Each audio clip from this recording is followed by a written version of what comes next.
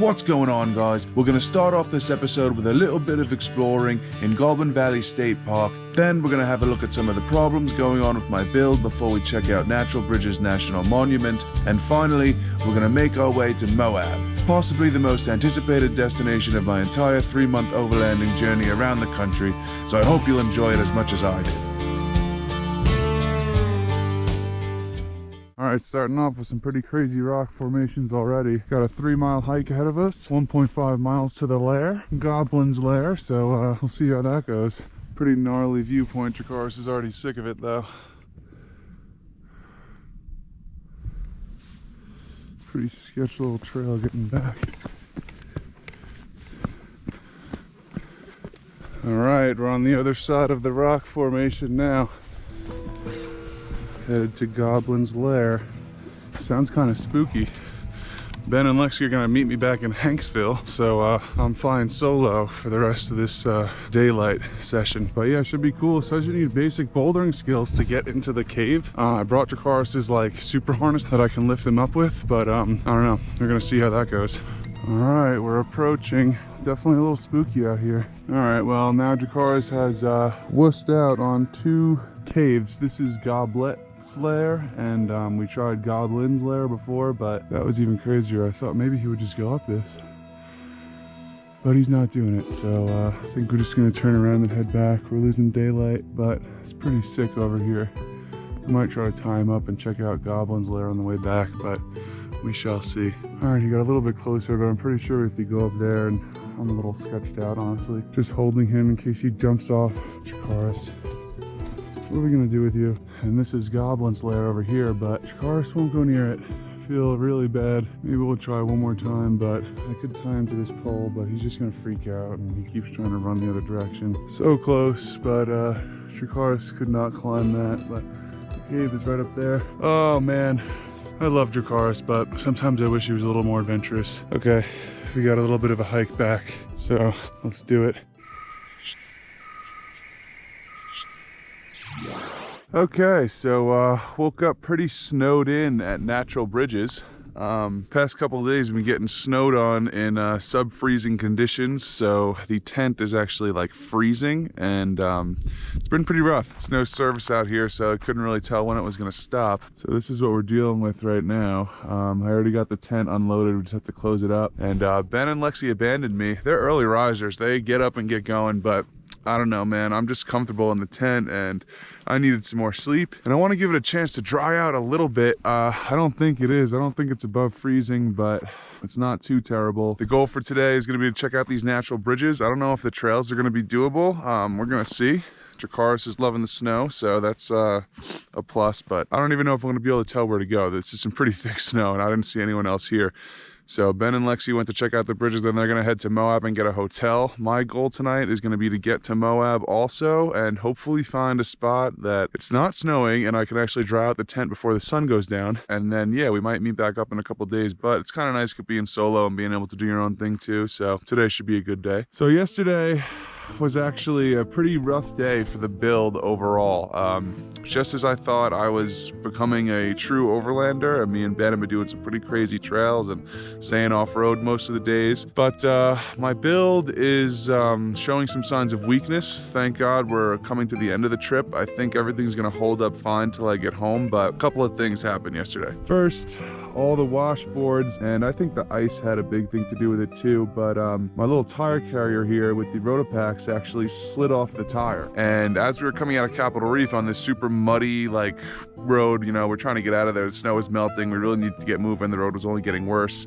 I started to feel something dragging, and I was like, oh, it's probably just mud kicking up from my tires. And yeah, I pushed through like a couple more miles to the end, and then when I got out of the car, I realized that my Rotopacks and my whole trasharoo, this whole system here was just hanging off the back, dragging along the road for probably a couple miles, and the water Rotopacks is completely busted.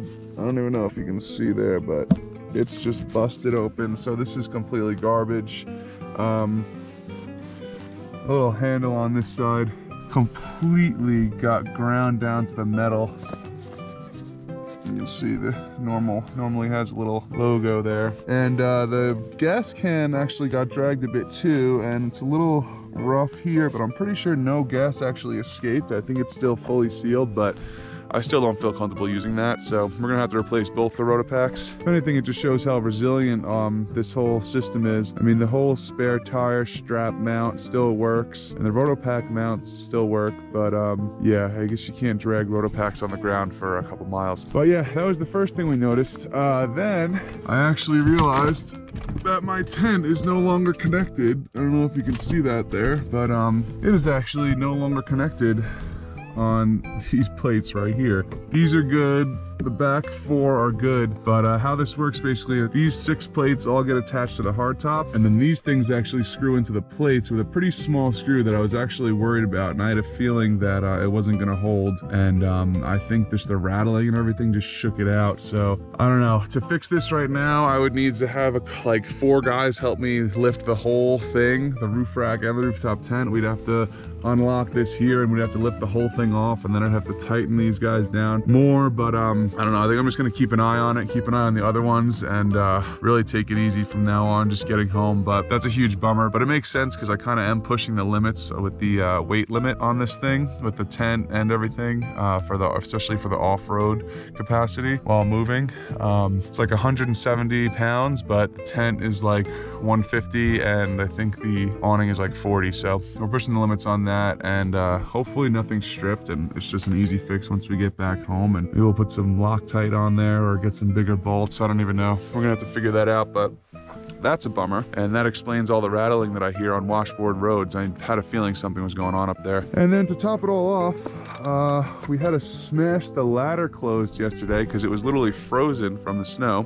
and I'm pretty sure I broke it. Either that or there's still ice stuck in there and one of these rungs isn't locking in or something, but I don't know what's going on. It's not stable. The right side is all locked in. The left side has something going on.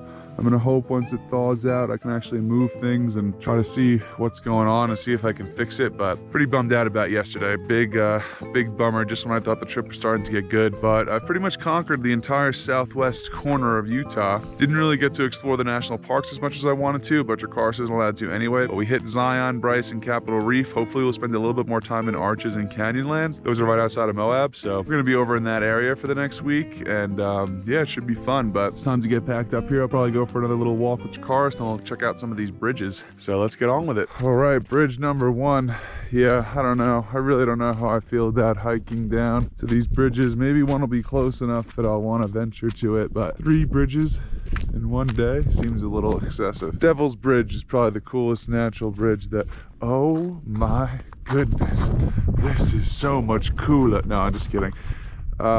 Yeah, I mean, first of all, how do you even get to that? Yeah, so this is Sipapu Bridge, and yeah, it's pretty badass, but I don't think we're gonna hike to it. Let's move on to bridge number 2. Yeah, so I have a feeling it's gonna take us like 3 or 4 hours to get to Moab. It's 10 o'clock now, so if we spend another hour here and then leave at 11, we get to Moab at 2. Really want to get the tent open with some sunlight and try to air it out. So I don't think we're going to do any of these hikes. Like I said, unless one's super close and looks easy. I'm rocking the soaking wet, freezing socks and the Crocs right now.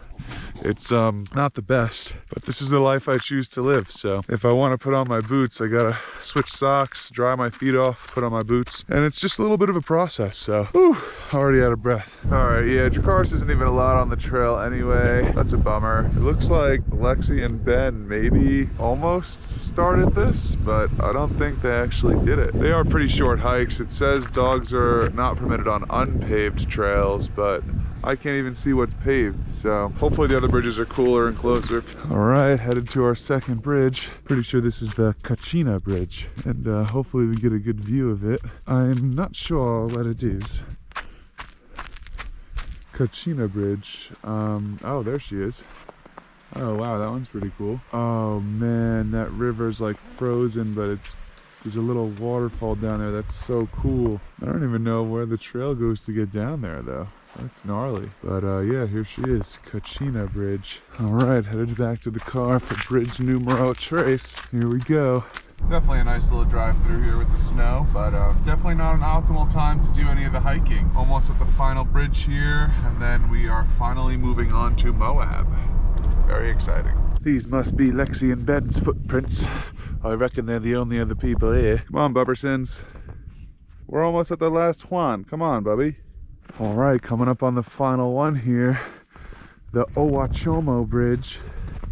Let's see if we can find it without looking at the thing. Oh, wow, they really did save the best for last. All right, that's a nice one out there. See that guy? What a landscape we got here. Snowy desert canyons. You like it, bud? You can't even see. I feel bad. Oh, maybe you can see through there a little bit. Apparently, this bridge is a little different because it no longer straddles the stream that carved it. Yeah, that's pretty cool. You can't even walk across them though, so kind of a bummer, but it'd be cool to get down there and get a good view. But another time, maybe when we have a van that we can leave Dracarys in for an hour or two. All right, bud, you ready to get to Moab? You ready to go back to the desert out of the snow? Because I am.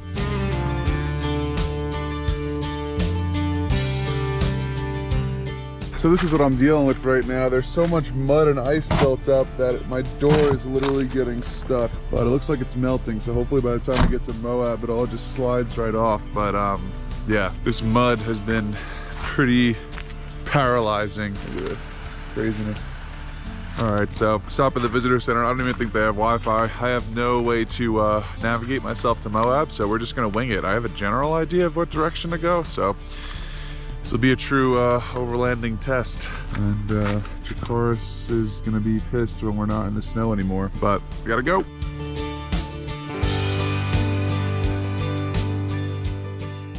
Just passed a sign that said this is the Trail of the Ancients, so should be pretty exciting. Love ancient cultures, so now that I'm here in my modern Jeep going through that road, I'm sure they'll appreciate it. And just explain to me how they paved the road at Natural Bridges, but not this one. So someone literally came with a plow on this road and didn't plow it, but then plowed the Natural Bridges road. I guess it makes sense since it's a national monument. They probably have their own company, but I'm surprised this road isn't plowed. This is pretty gnarly. I think we're going down though. I don't think it's gonna get more snowy, and the sun is pretty bright. So hopefully we don't wind up in a ditch somewhere, you know? So I mentioned before that Moab was one of the most anticipated destinations of this entire trip. It has some of the most scenic and challenging off-road trails in the entire country. There's plenty of hiking and camping. There's some pretty awesome rock climbing, 2 national parks. I mean, what more could you ask for? It's right next to Colorado. The list goes on. It just seems like a really cool place to be, so I'm super excited to finally be getting here.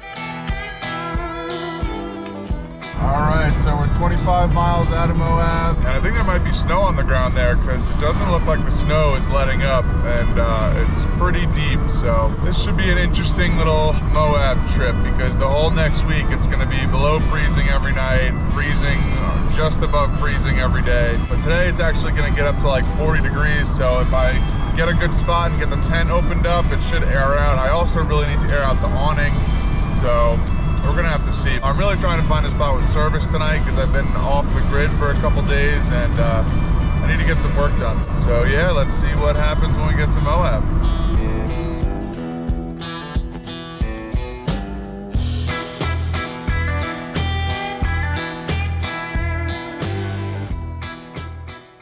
All right, so we made it to Moab.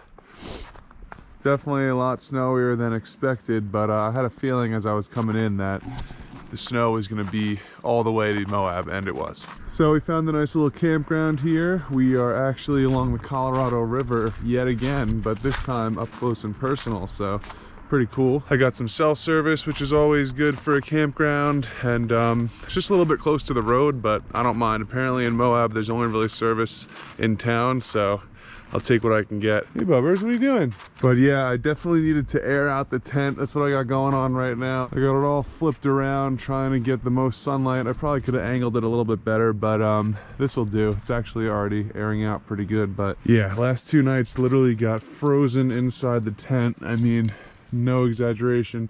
Look, you can see the water still there, but that should be all dried up in just a bit here. So yeah. Also, ladder is not broken. I guess it just needed to thaw out, but this is definitely still a problem.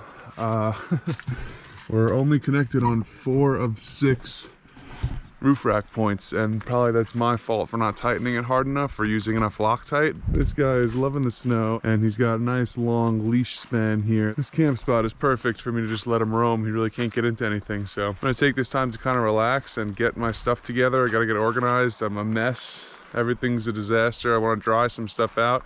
Jakar spilled his water bowl on the blanket the other day too, so I'm gonna try to pull the blanket out and see if we can dry that out a little bit. It's supposed to be near freezing like every day in Moab the next week. So we'll see what we can do, but we finally made it here, and we're right by Arches and Canyonlands National Parks. The Utah National Parks have not been treating us good, so maybe we'll have a little bit better luck with these. And yeah, let me go make sure Jakaris doesn't escape here, because he looks like he's trying to slip out of his leash.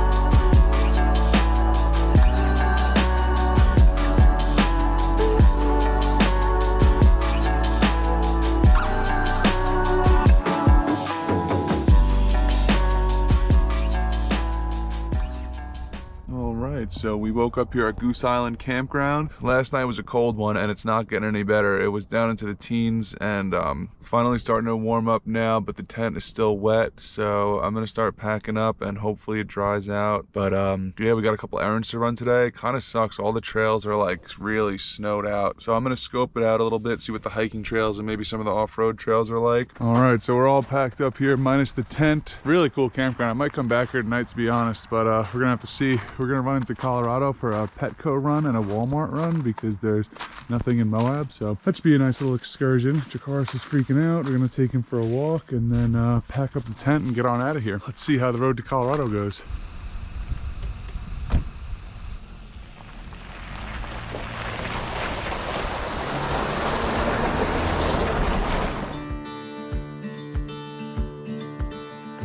So we're headed to Colorado for the first time, and this drive was a pretty emotional journey for me. If you've watched my previous videos, you know that I've wanted to travel out west for the past 10 years of my life, but was never really able to. And the one place that was always in my head was Colorado. That's the place. Everyone moves there. It's great. Mountains, hiking, all that. But over time, I realized that the other states out west are also beautiful in different ways, hence me driving a huge circle around the country before even making it to Colorado. It's funny that the first time getting here is just to go to Walmart and Petco, but we'll be headed back through here in a week or so, and winter isn't the best time to visit Colorado anyway, unless you're snowboarding or skiing. It also occurred to me on this drive that I've sort of been following the Colorado River upstream since I was back in Vegas. The first stop was that campsite on Lake Mead, which is technically part of the Colorado. Then we saw it from the top of Grand Canyon National Park when we got snowed in over there. That quick stop we made at Horseshoe Bend, the Marble Canyon campsite, and probably the most scenic view of the river was our excursion to Whitmore Canyon on the north rim of the Grand Canyon. We were even technically looking at water connected to the Colorado River at Alstrom Point overlooking Lake Powell. And finally here in Moab, we have a camp spot a mere 15 feet from the actual shore of the river. So finishing the drive right along the river through Utah to actually get to Colorado for the first time was really special and honestly one of the most scenic drives I've made so far. I felt really connected to the river at this point and finally completed my long-time goal of traveling to Colorado. All right, we made it to Colorado. Did the Walmart run and the Petco run. Got Jakaris some food, some fresh meals. So he should be happy about that. I don't think they're gonna thaw if it stays freezing every day though. So we're gonna have to figure that part out. But yeah, I think I'm gonna hit a Jimmy John's on the way out of here. And it's gonna be like a 2-hour drive back to Moab. And I'm pretty sure I'm gonna go to Goose Island again. It's a good spot. So yeah, see you there.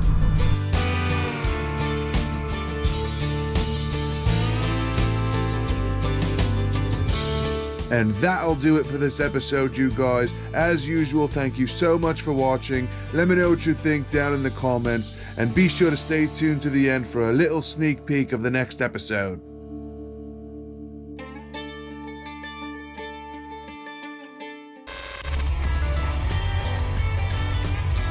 I think the Needles District is like way over there. Oh my God, I wish it wasn't so cold.